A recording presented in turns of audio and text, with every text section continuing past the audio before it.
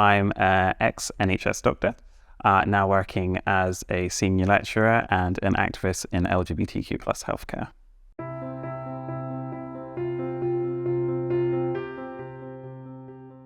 My mission is that I want to think about how we can create healthcare curriculums of the future that not only include LGBTQ plus people within them, but we think about how we can create doctors or all healthcare students who are going to be advocates for change to challenge health inequality when they see it, and to think about what that means for their future practice. So when I was at medical school, challenging, and I think it still remains challenging, queerphobia is difficult in healthcare. There's a lot of hierarchy, there's a lot of difficult situations that you have to face where you feel very vulnerable coming forwards and saying that's not okay. I remember trying to say that as a student and being asked if I really wanted to be known as the troublemaking gay. And I can joke about that now because I always say that I made a career out of being a troublemaking gay. One of the biggest pieces of success that I've had personally over the last few years has been working as a queer activist on the Charter with GLAD. That's been a huge piece of work in getting medical schools to recognise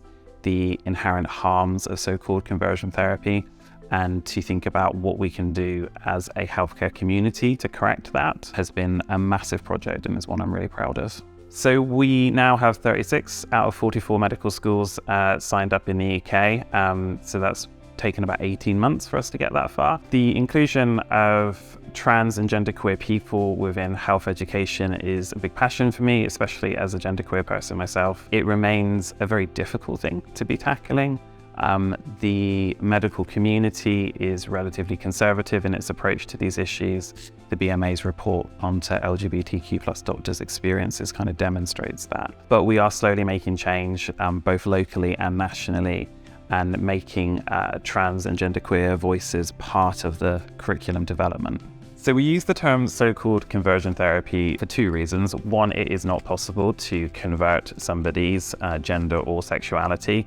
All evidence shows that that is just not a thing that can happen. The second thing is that all of the evidence also shows that it is a form of abuse, not therapy, and so we don't want to be relating the concepts together. All forms of conversion therapy are abuse. My work on so-called conversion therapy has relied a lot on social media, and that puts me in a certain demographics target. So unfortunately, a lot of anti-trans campaigning groups and some very well-known individuals within those groups have chosen to target me both professionally, so writing letters to kind of all UK medical schools implying that I'm associated with harming children or harming women in my attempts to stop this form of abuse, as well as receiving kind of numerous threats of death or other forms of assault that I've received online. So my address is now not listed on the university website. So it has become quite serious at times, but I think that probably just highlights the importance of the topic and that we need to keep going with it.